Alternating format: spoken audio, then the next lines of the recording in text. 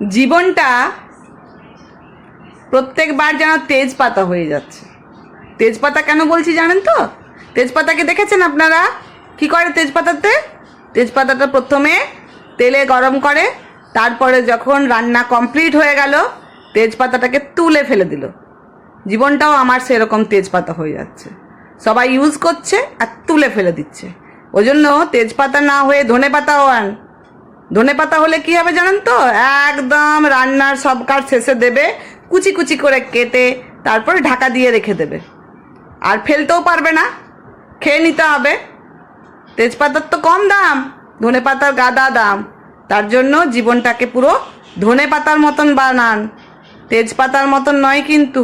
না হলে সবাই ইউজ করবে, দরকারে সবাই আপনাকে বলবে যে আপনি খুব ভালো, আর যখন দরকার শেষ হয়ে যাবে তুলে ফেলে দেবে।